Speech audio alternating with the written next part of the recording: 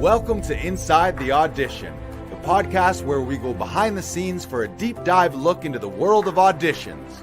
I'm Joe Lars Larson, creator of Actors Audition Club, an international community helping actors book your dream roles in TV, film, and theater. And I'm Brandon Knox, actor, producer, and co-host. Each episode, we chat with actors and industry professionals to share their audition experiences, insights, and advice. We provide actors with actionable tips, strategies, and resources to help you elevate your auditions. We demystify the often intimidating and misunderstood world of auditions to help you succeed.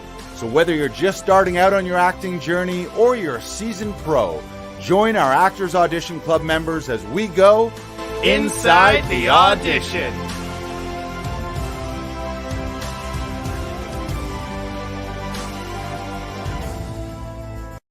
Hey, Joey Freddie Larson coming to you live from Los Angeles.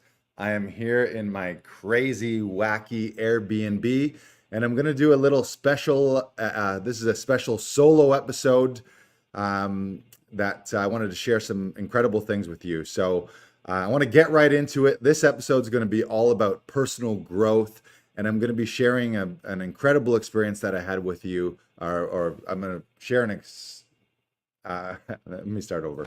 I'm going to share an incredible experience that I just had with you.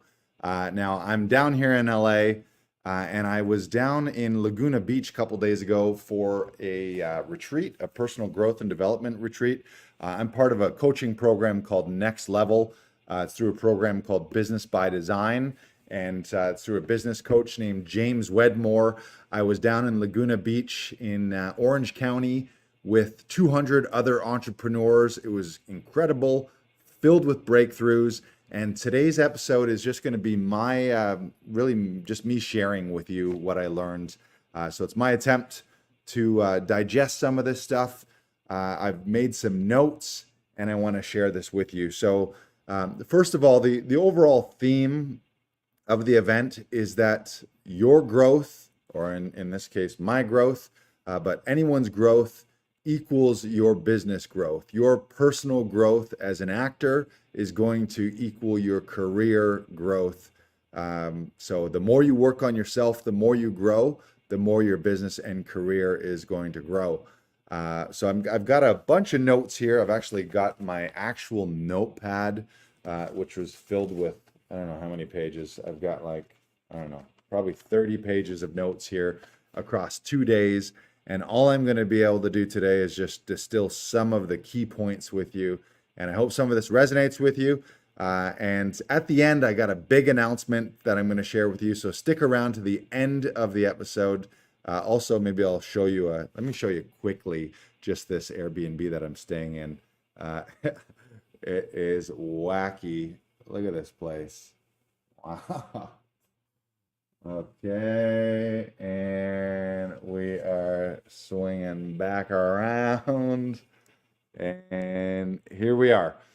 So welcome. I'm doing this live. We don't always do these live episodes, but today I was like, you know what? Let's pop on. Let's do a little live.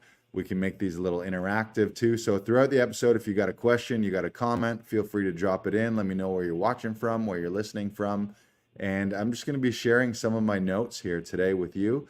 And we'll see if you learned something. And yeah, I was blown away by this retreat. So hopefully you are as well. The first thing that I wanted to share was something called the Law of the Jungle. They opened the retreat with this, and they shared a Rudyard Kipling poem called The Law of the Jungle. And I'm just going to read it to you. It says, "As old and as true as the sky, and the wolf that shall keep it may prosper, but the wolf that shall break it must die. As the creeper that girdles the tree, the law runneth forward and back. For the strength of the pack is the wolf, and the strength of the wolf is the pack." And that really resonated with me because as an actor, as a performer, as a comedian, as an artist, often we're in this lone wolf type mentality. We spend most of our time finding our own career path. And with the exception of when you're actually cast in a theater production, you have an ensemble cast, or when you're cast in a TV film production and you're working with a bunch of other actors, the majority of our time as actors and as performers is spent on this lone wolf path. But as that poem by Rudyard Kipling says, the lone wolf perishes the wolves are pack people, and they're pack animals, and so are we as humans. We need that human connection, and we don't do well alone. So that really reminded me of just the idea of surrounding yourself with community, surround yourself with a group of other like-minded and growth-minded people. That's what we're doing at Actors Audition Club, and that's what I've been striving to do in my career.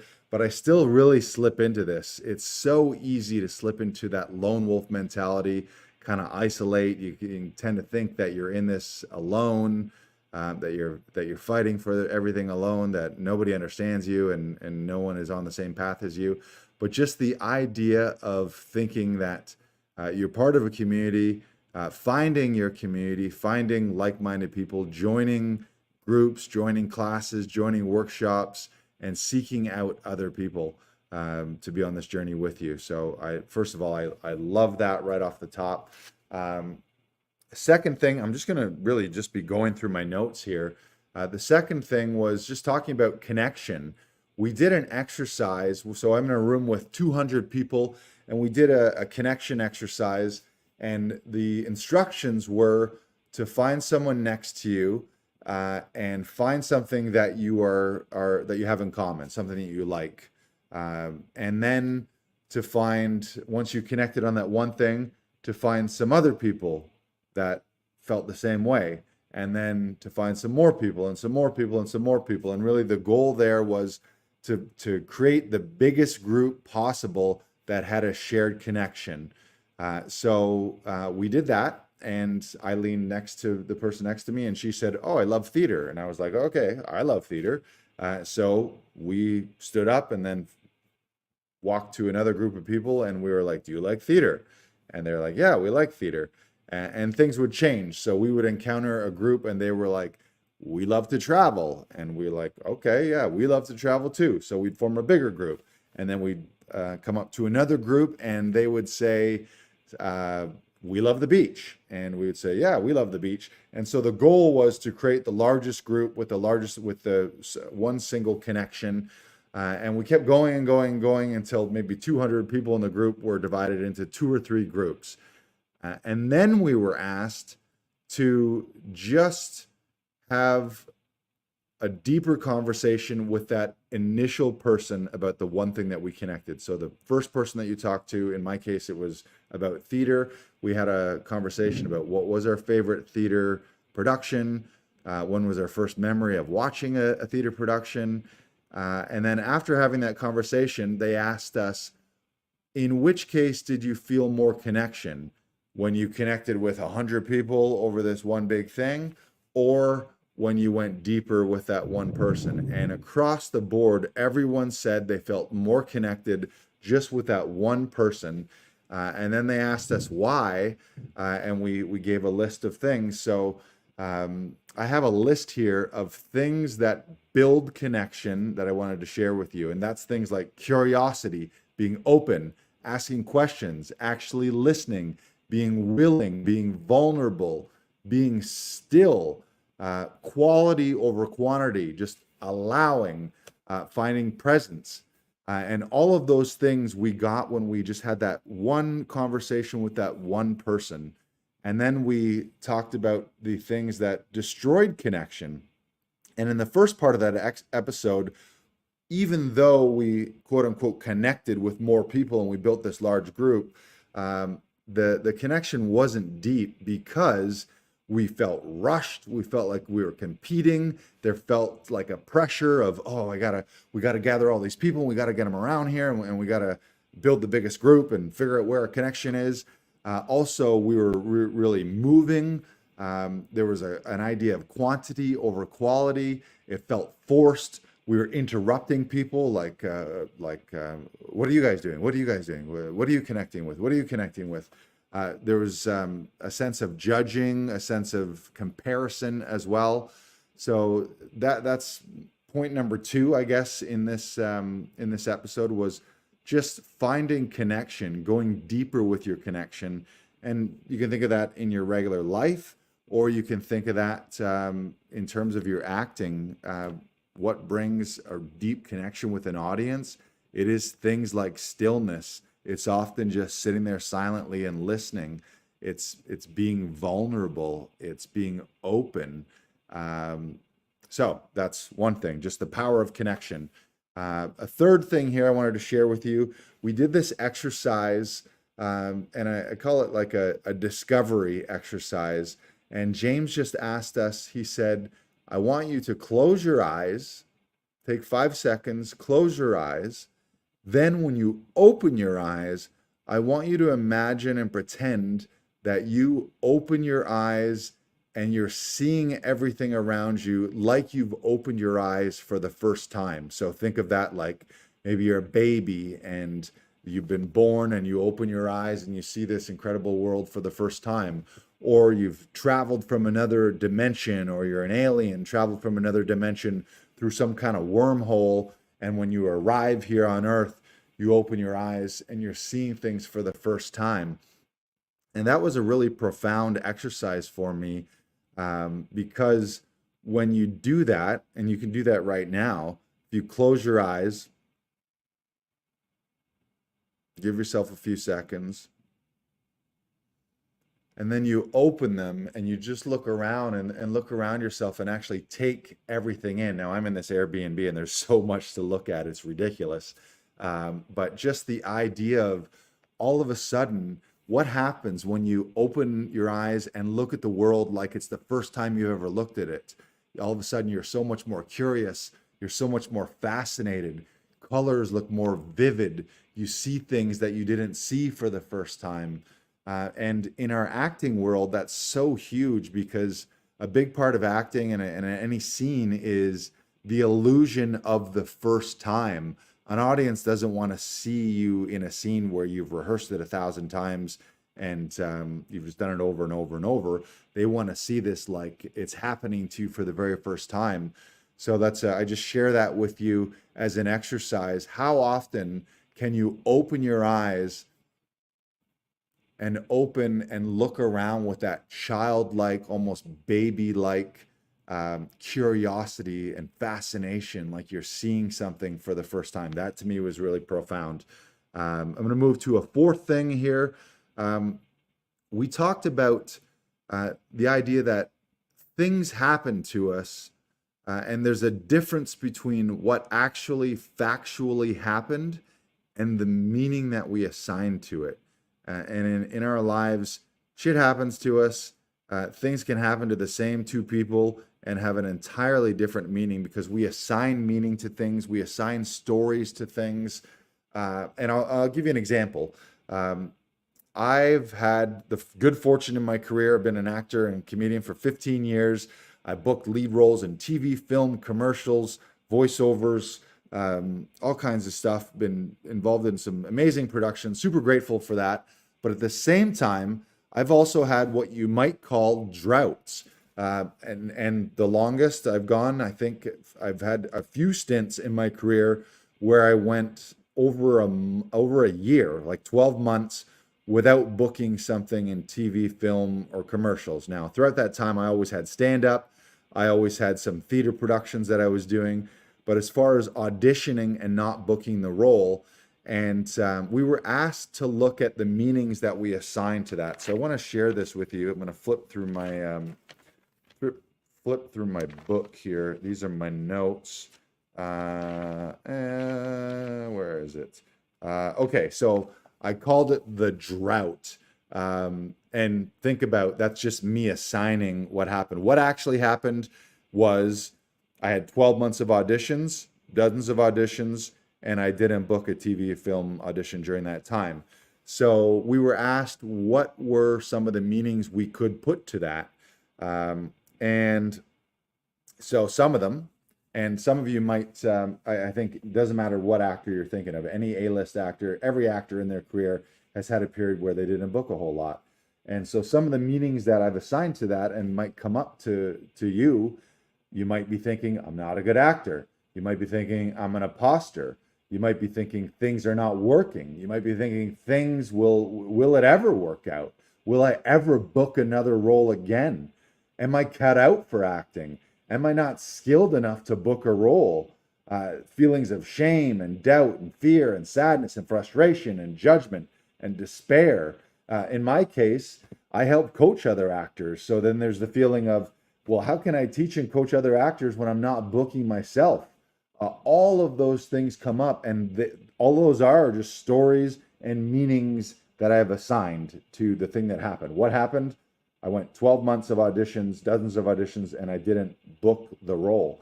And then we were asked to think, if we were continue to believe those meanings, what would happen over time? Well, if you continue to think things like, I'm not a good actor, I'm an imposter, things are not working, will they ever work out? Will I ever book again? Am I cut out for acting? Am I not skilled enough to book? Shame, fear, doubt, sadness, frustration, judgment, despair. If you continue to think those things, what do you think is going to happen? Eventually, worst case, maybe you quit acting. Maybe you just shut it down completely. Maybe you return to your Joe job. Maybe you return to your acting job. Maybe you say to yourself, you know what? I let myself down. I let my family down. This just wasn't cut out to me. And you just outright quit. Then we were asked, what if you started to change some of those meanings? And specifically asked your questions of what meaning or thought could I assign to this that would be helpful? What's possible if I were to think of this in a different way, or how could I think of this in a different way that would be helpful to me? And then all of a sudden, here are some of those. Those roles weren't fit for me. Those just weren't the roles for me. I had great auditions, but just wasn't the right fit. What if casting fucking loved your audition and production loved the audition, but for one reason or another, they just had to go another way? Maybe they had to match with another character. That could be height, that could be the look and feel. Did you look like your father, or did you look like the kids? Maybe you could look at it as a positive, like, I could take some classes. I could improve my preparation and rehearsal process. You could think of it as, these roles were not for me, but the real role for me is coming. It's coming down the pipeline.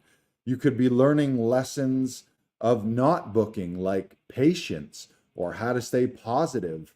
And when I start to think of that, I actually think that makes me a better coach and a better teacher, because I've been through some of the downside of things. It's easy to be a coach when everything's been amazing, but really when people need the help is when the chips are down. So if I'm ever talking to an actor who's gone through a bit of a quote unquote drought, I have an ability to talk to them and to help them through that storm until they get to the other side. You might think of that as, the lesson is, I need to learn resilience. I need to learn patience. You might even think of this as, this is a test of my resilience and my commitment to the craft. You really want this? Are you committed to it? This might be the universe just testing you, saying, you really fucking want this? Well, what happens when you're tested? If you really want this, how long are you willing to go without getting that big booking? So all of these things will make you a stronger person. They'll make you a stronger actor. So just the idea of looking at when things happen to you, first of all, what are the facts? What actually happened? Okay, I went a certain period of time, had a certain number of auditions, didn't book the role. Then look at all those meanings, all the negative, shitty meanings, all the shitty self-talk, self-doubt, and then ask yourself, how could I change my thinking and turn this into a positive? What would I need to think about this situation for it to be something good for me? So, and just remember that life is the good, the bad, and the ugly. So be here for all of it. And what the idea of, what a pity that most people never really see that. and also the idea of what if instead of life happening to you and all these negative things happening to you, what if these things were happening for you? What if the universe was conspiring for you?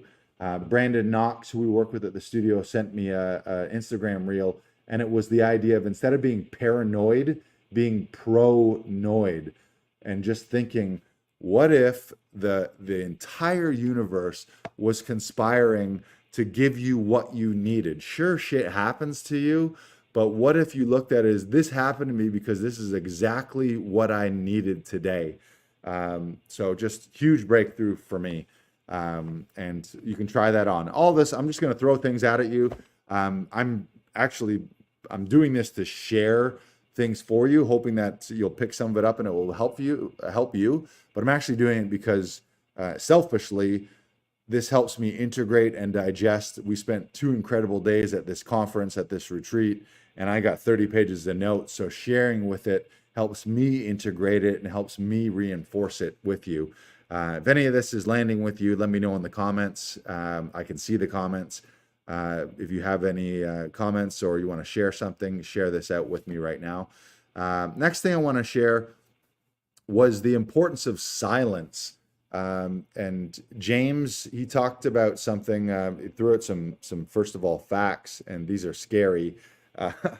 And the first one was that most humans, 47% of our waking hours are spent thinking about something other than what we're doing right now. I'm going to say that again. 40% of the time that we spend awake is spent thinking about things other than what we're doing right now. Meaning, we're either thinking about shit that happened in the past, or we're thinking about things that are going to happen in the future, or often that we think are going to happen in the future, meaning fear about the future that never come to pass. And very, very rarely, 50% of the time or less, are we thinking about right now? Are we actually present? And the other stat was 95% of our daily thoughts are recycled from yesterday, meaning every day, the majority of our thoughts are just a program, chatter, the same shit we thought about yesterday, we're thinking about again. Now, if those are shitty thoughts and you're recycling 95% of shitty thoughts, that's not a good thing. So it's about breaking those patterns and breaking those programs. And of those 95%, 80% of those are negative. So just think about that. We spend half our time not thinking about what we're actually doing right now. We're daydreaming about the past, or we're daydreaming about the future. We're ruminating about a past, or we're worrying about the future.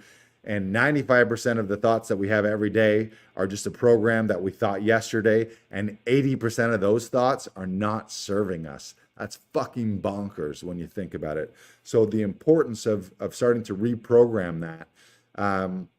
And James shared he shared this quote with us. He said, "To change the world, I have to change myself. To change myself, I have to stop my world.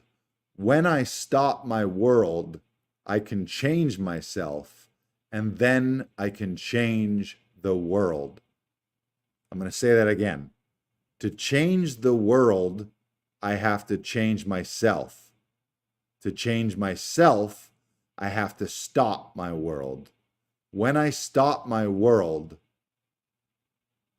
I can change myself.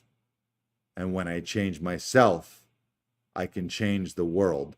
So what was he talking about there is that the answers are in the silence. All of us are walking around like society and the world and our phones. It's just fucking noise, noise, noise, noise, noise. Chatter, chatter, chatter. Swipe, swipe, swipe. Notification, notification, notification, notification. Just all day long.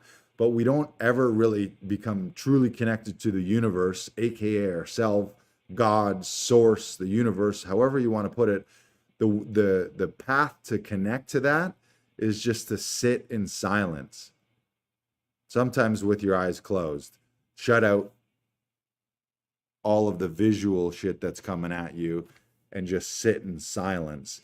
And you'll notice that you get these whisperings from God, source, the universe, self, wherever that's coming from.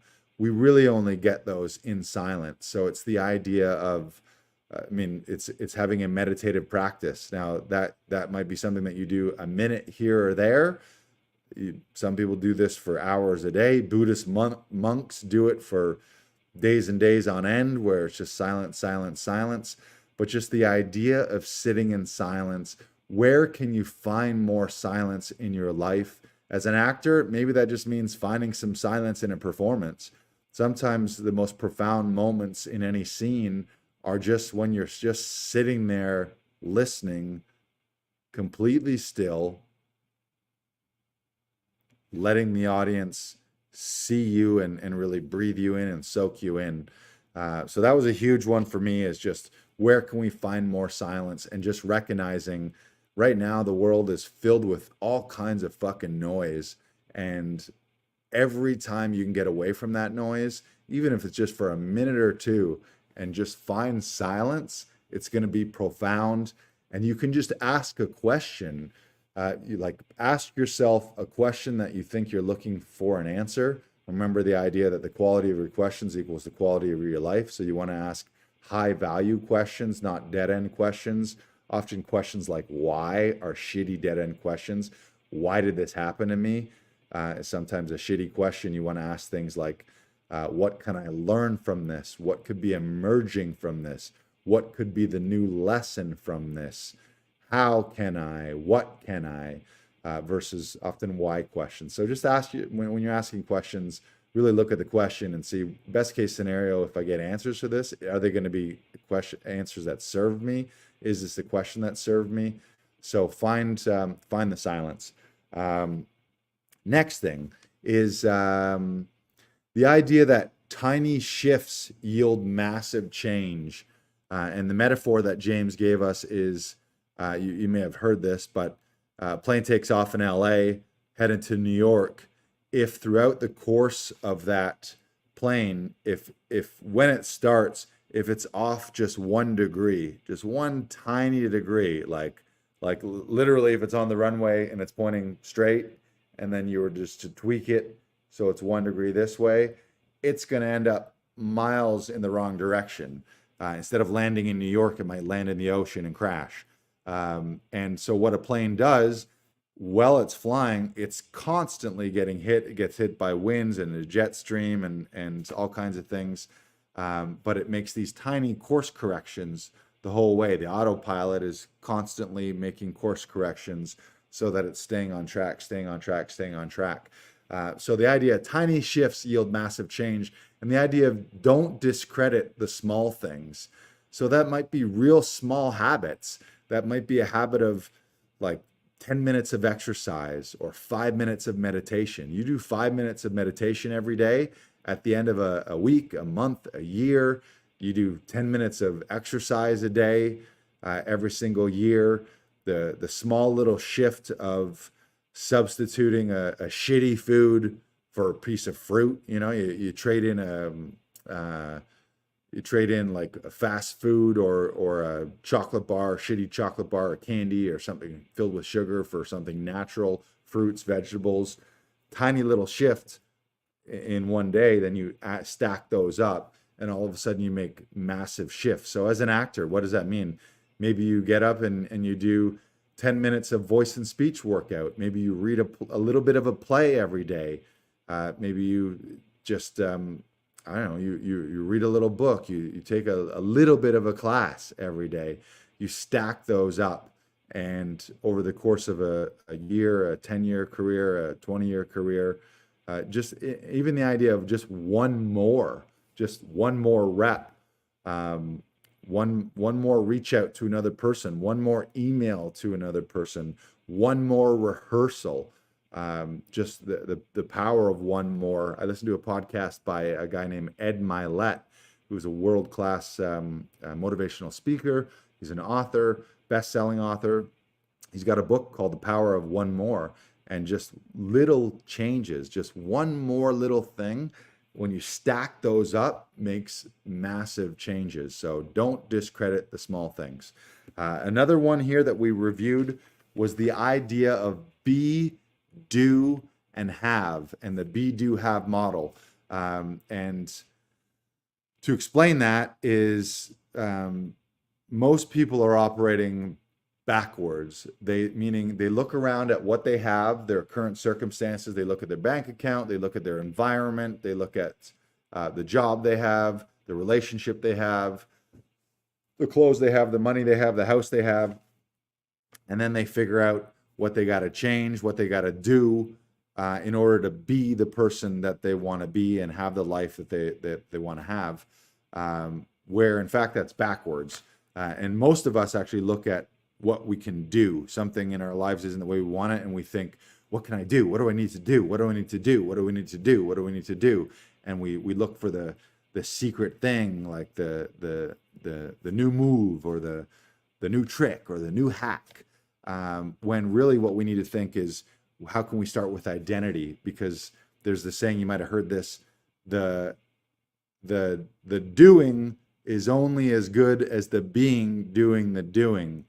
Meaning, I can give you all the tactics and strategy in the world. You could take the greatest acting class in the world.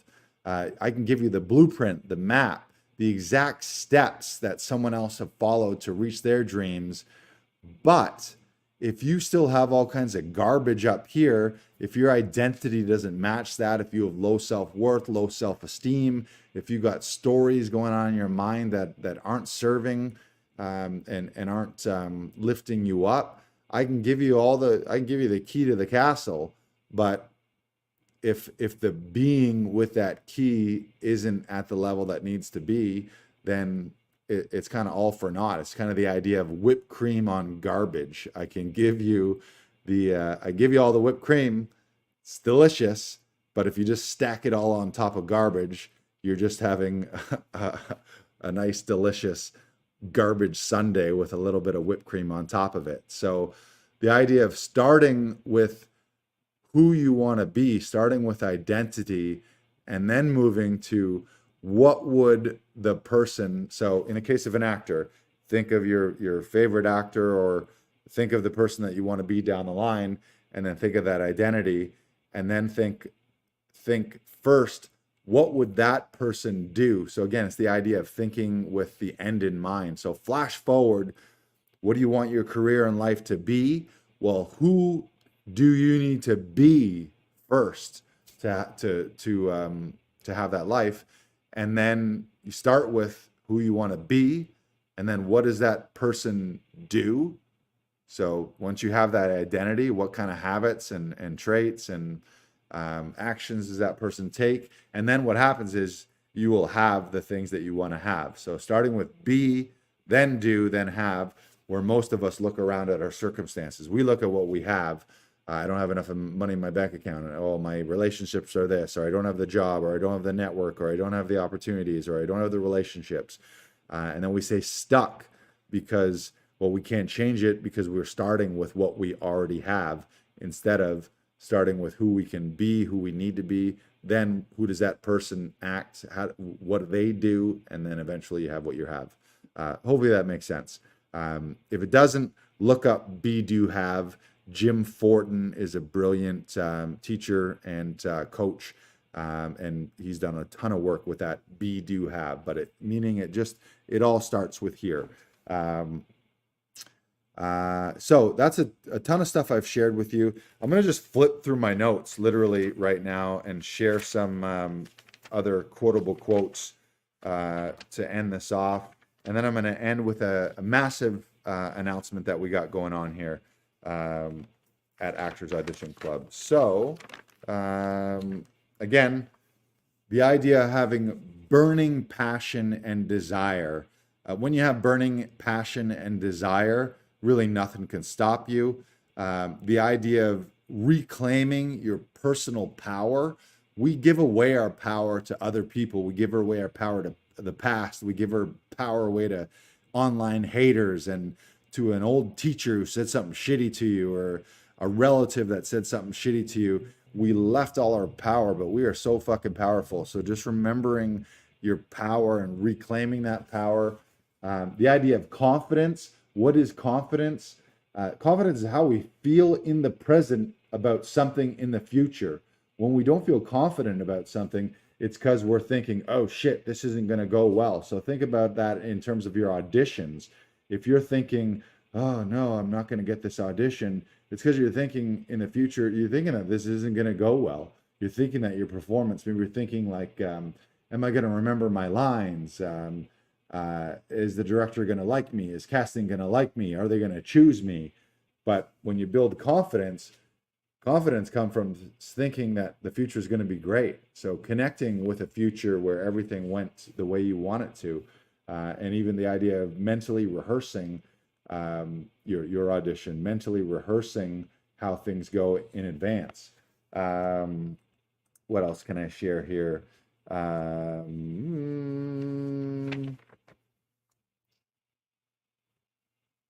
Oh, this is good. That you're a gift just with your presence.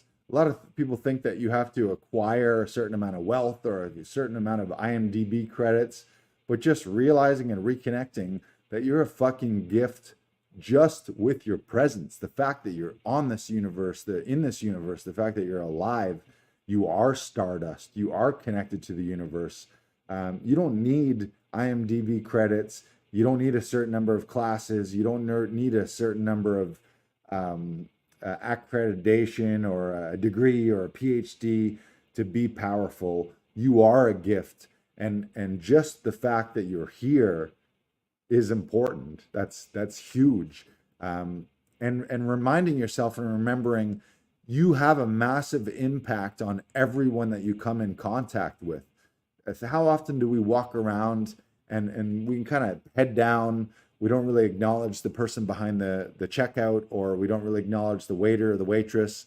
We open doors and pass by strangers every day, but just realizing like little massive impacts, just a smile sometimes that you might have a huge impact on someone. You never know who you're going to encounter, and then the ripple effect that has something that has on someone else. We were also shared something called I'm going to butcher the pronunciation, but it's a Hawaiian prayer, an ancient Hawaiian prayer called the Ho'oponopono. I think that's it. And it's real simple. It's, I love you. Please forgive me. I'm sorry. Thank you. So the challenge of try this on. Walk around to strangers. Look at a stranger and just think. You're on the bus or you're in line somewhere. Just think. I love you. Please forgive me. I'm sorry. Thank you. Any version of those in any order. Could just be, I love you, thank you. I love you, thank you. Could be, please forgive me, I'm sorry. Please forgive me, I'm sorry. I love you, please forgive me, I'm sorry, thank you. They call that cleaning. Just try that on for size. That feels good. It actually brings up a lot too. Even as I do it right now, I get emotional just doing that. So try that on for size. Sit in some silence and just think or repeat to yourself, I love you. Even look in the mirror. Say, I love you. Thank you. Please forgive me. I'm sorry. Do that over and over again. Called cleaning is the way to think about it. And if it brings up tears or emotions, that's good. It's flushing some things out. Maybe it's releasing some weight. You'll feel lighter. You'll feel just more presence from that. What else can I share with you here? We are hardwired to move away from pain towards pleasure. The mind loves the familiar and dislikes the unfamiliar. Think about that too. So we always go back to the familiar, but if you want to change things, you need to get feeling uncomfortable, or you need to start feeling familiar with the unfamiliar, or you need to turn the unfamiliar into the familiar. So again, these are just some of the notes from this retreat. The idea of playing full out, the idea of being present, staying in the game, practicing something called mudita, which I think is an ancient, I think it's Indian mudita, spelled M-U-D-I-T-A. I believe it's compassionate joy or empathetic joy. So that's huge for actors. So when you see someone else book another role, when you see someone else have a success, a friend or anyone, are you like, oh, fuck, they got it and I didn't? Or are you like, oh my God, I'm so happy for you. That's incredible. I'm so happy for you. Mudita, empathetic joy. Man, I'm getting emotional bringing this stuff up here. Mudita is Sanskrit. There it is. It's either Sanskrit or Pali for sympathetic joy, empathetic joy. So just being able to be joyful for someone else's success. What else can I share? Oh, here's a good one. That you're never, the idea that you're never starting from scratch. Sometimes we get something in life and then we lose it and we think, oh my God, now I'm back to zero. I'm starting from scratch. You're never starting from scratch. Everything that brought you to that thing that you achieved is inside you. You got that thing. You achieved that thing. You have that with you. So there's never really a sense of loss that leads you back to scratch. So we can have reversals. We lose a relationship, we lose a job, we have financial reversals, we have good things that happen to us followed by shitty things, but you're never just back at ground zero. You always have the things that brought you to that peak within you. Here's a good one. Everything that comes into my awareness is my responsibility. If you want to change anything, first look within yourself. It's about healing yourself first and foremost.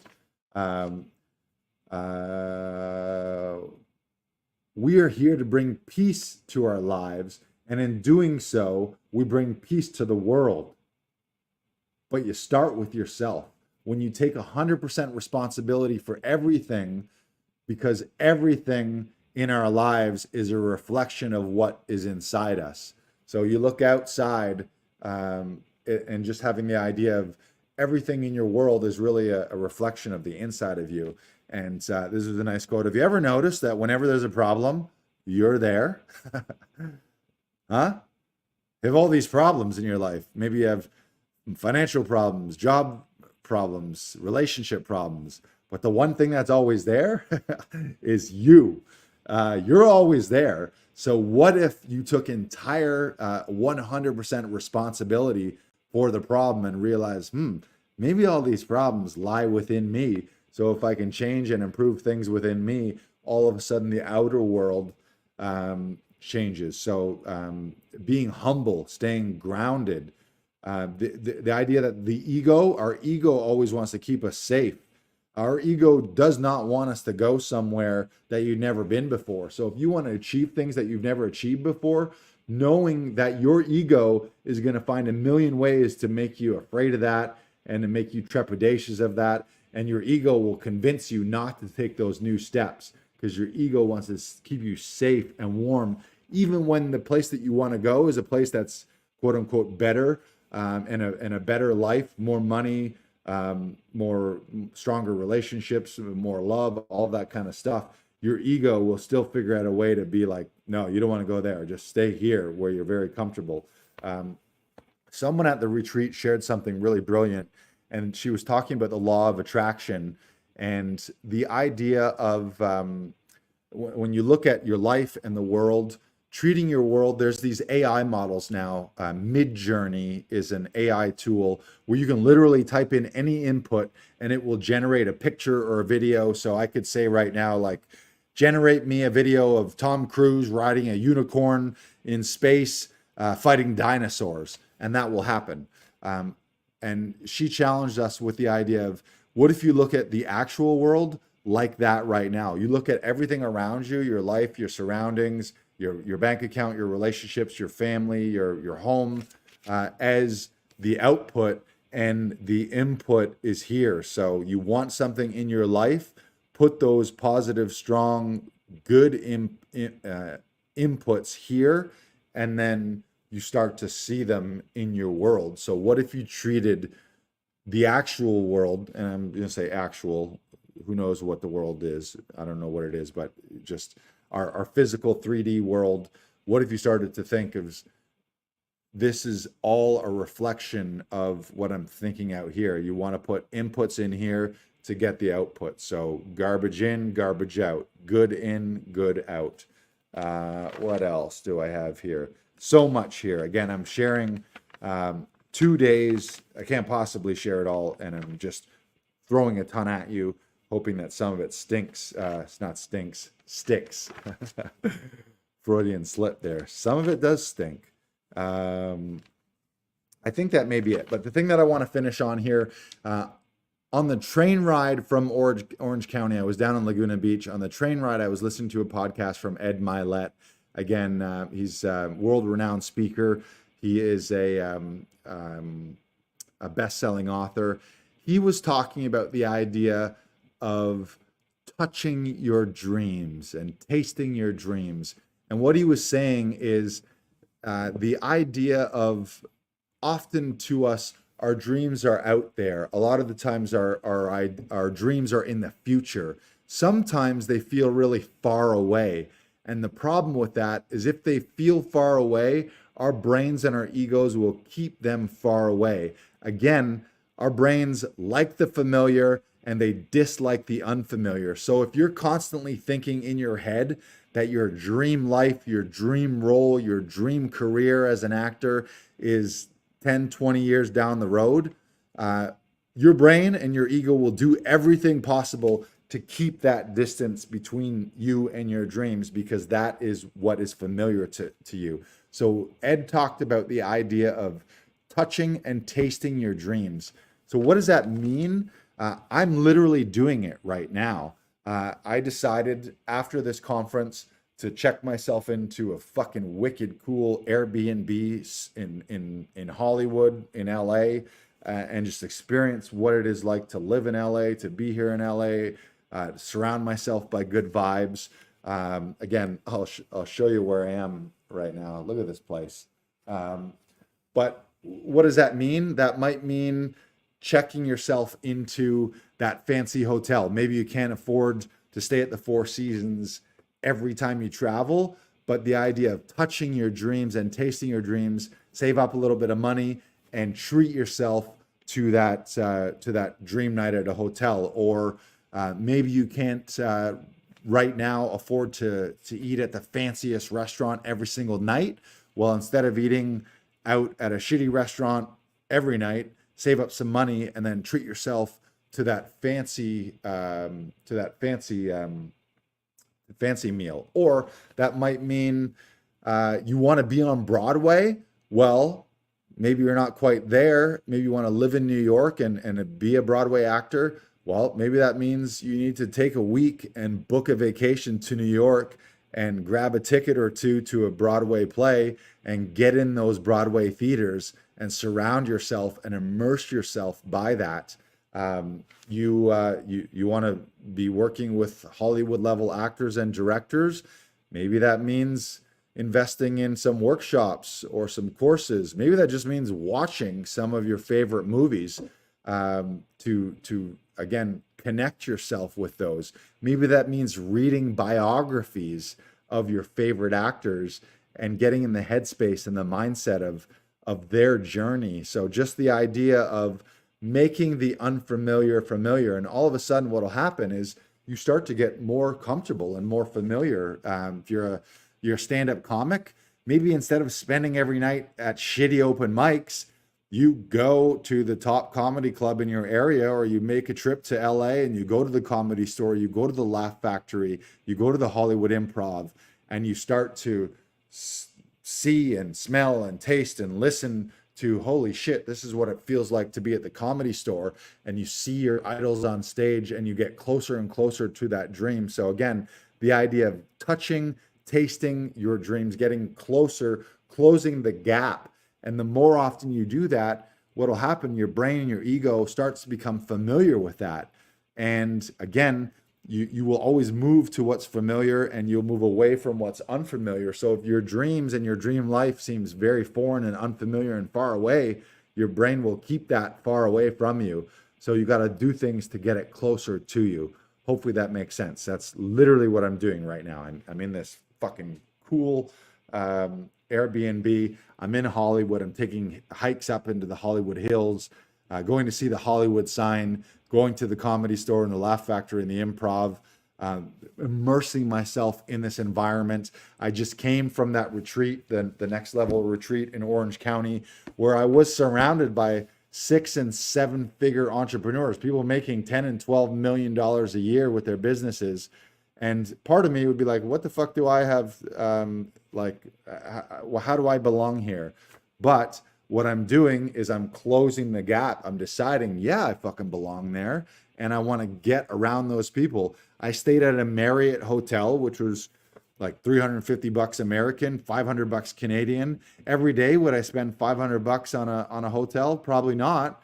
But I want to experience that life and I want to get myself closer. And there's just a different vibe when you're in a $500 a night hotel. And the people that you're going to be around when you're there, how you feel, how you carry yourself, how you start to think about yourself, you start to have a glimpse into your future self and your future life. So again, the idea of touch your dreams, reach out and grab them.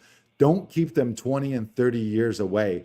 Don't stay stuck in your current surroundings. Maybe you can't afford it every day. And I'm not saying I'm not saying go out there and be irresponsible with your money and spend money that you don't have. You can do some of this for free. Read books, read biographies, watch videos, watch your favorite movies, get tickets to shows, treat yourself to that fancy vacation every once in a while. And I'm not talking a 3-week vacation. Maybe it just means a day. Maybe it means going to that fancy country club and treating yourself to the most expensive golf course club that you could go on just to be around those types of people. But touch your dreams. And the more often you can do that, the more it will feel real for you. Mary Catherine says, hello, Lars. I hope you're enjoying the Valley. I am, Mary Catherine. I am. Thank you so much. Again, it's just a quick trip. I don't know if I'll be able to connect with you guys again, but every time I'm here, I think about you guys, and I hope you guys are doing well. I think we're bringing this episode to a close. So I said at the beginning of the episode that I was going to share something super special with you. So here it is. I've spent the last 15 years of my life as an actor and stand-up comedian. Been fortunate enough to book lead roles in TV, film, commercials, voiceover, theater, really lived my dreams. I've already, like, if I died tomorrow and never got to do another thing, or if I never booked another role in my career, I would already be grateful. I've already feel like I've lived a dream, and I feel like pinching myself every fucking day. And in the last 7 years, I've helped through Actors Audition Club. We've helped actors, hundreds of actors, shoot almost 5,000 standout auditions for TV, film, commercials, theater, voiceover, video games.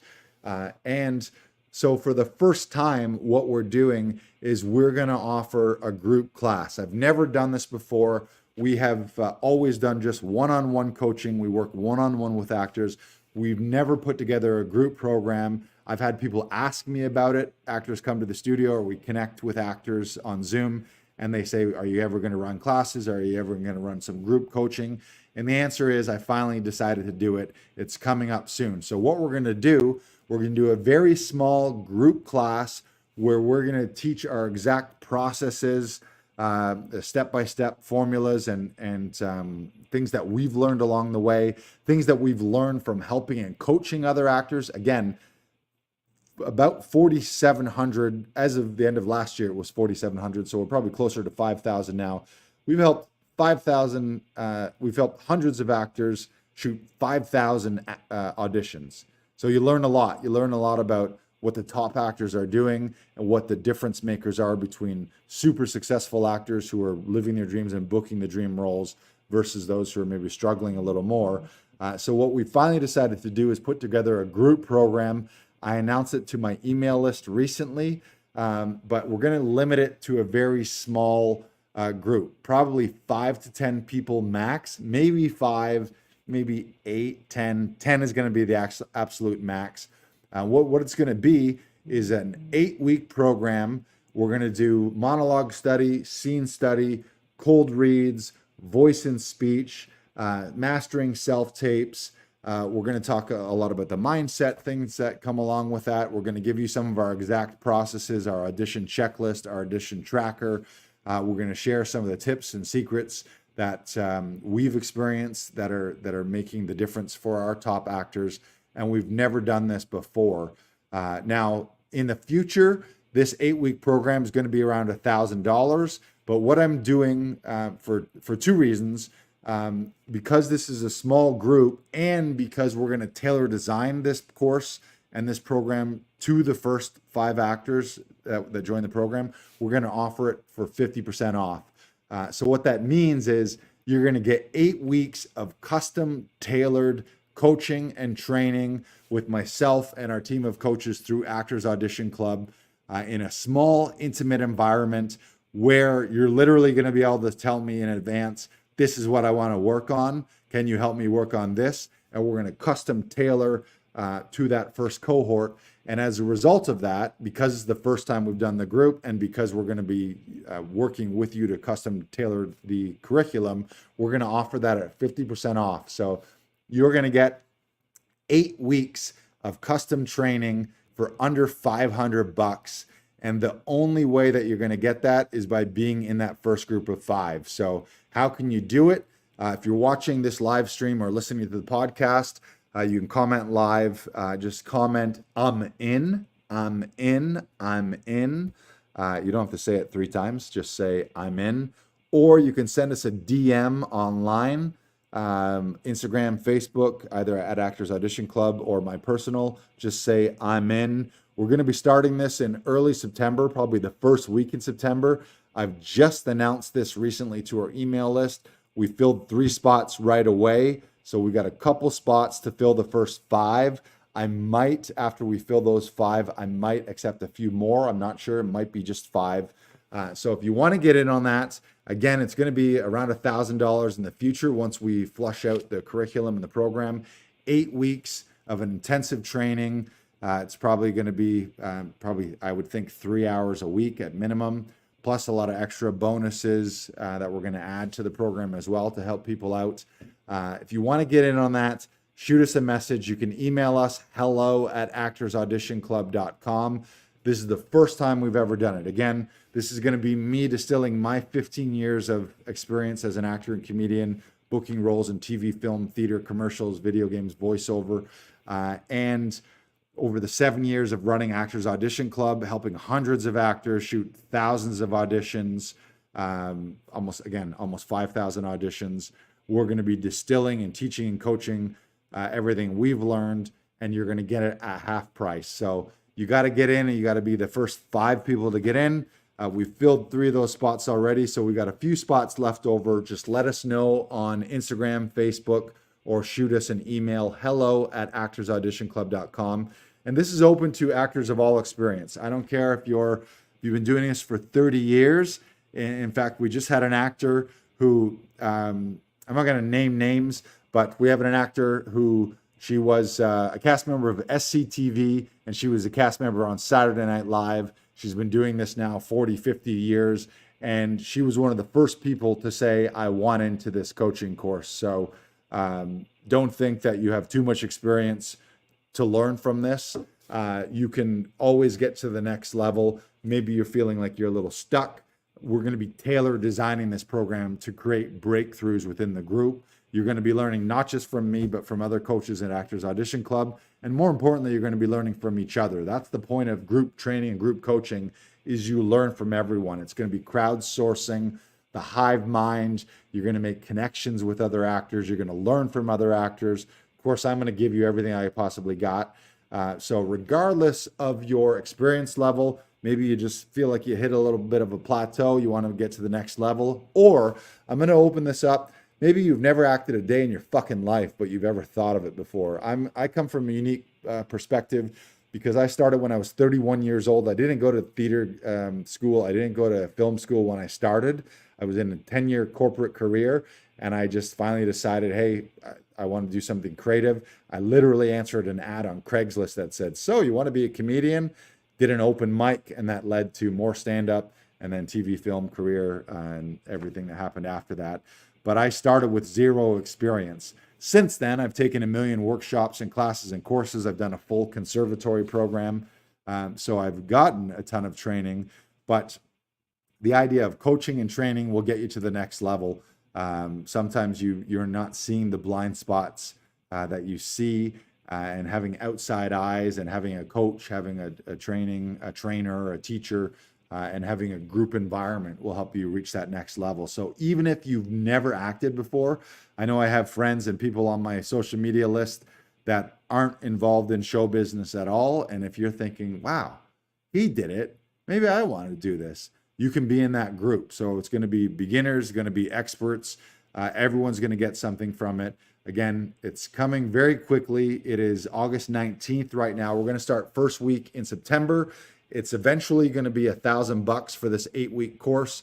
We're going to do 50% off because it's the group, the first group, and because I'm going to be working with these first 5 or 6 or 8 people to custom tailor the curriculum. So I'm going to be helping you, but you're going to be helping me, and we're going to be figuring out what works and really what you want, and figuring out what the highest value coaching and training for you is to create these breakthroughs. So as a result, to dangle a little carrot, we're going to give it to you for 50% off. So that's 8 weeks of training, very limited group. Again, probably 5, maybe 8 people.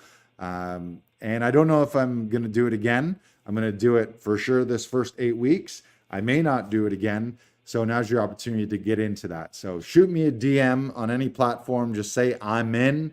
I'll know what that means. You can email hello@actorsauditionclub.com. You can comment if you're listening or watching to the podcast. Comment anywhere the podcast is, and we'll see that. Connect with us. Claim one of those spots. I'll follow up with all the details on how to get registered. I'll follow up with how to get your payment for the investment to get in, to reserve your spot. But it's going to be amazing. It's going to be super fun. All right, so that's it. Hopefully you've gotten some value from this episode today. I'm down here in LA for a few more days, again, touching and tasting my dream, living the Hollywood dream. Go out there, make your dreams a reality. Remember that your growth, your personal growth equals your business and career growth. So the more you grow as a person, the more you're going to grow your career in show business. And remember that idea of sitting in the silence. Remember the idea of touching your dreams. So don't keep your dreams 30 years away. Remember that your dreams could be around the corner. You could be one conversation away from someone. It could be the next email you get from your agent that leads to the audition, that books you the role, that changes your fucking life forever and changes the life for you and your family and your friends, and you never look back. But it all starts with things up here. So again, there it is. Thanks for listening, watching Inside the Audition. We'll see you at the next one. Love you guys. And again, I love you. Thank you. Please forgive me. I'm sorry. The Ho'oponopono prayer. All right. That's been Inside the Audition, and we will see you next time. Bye.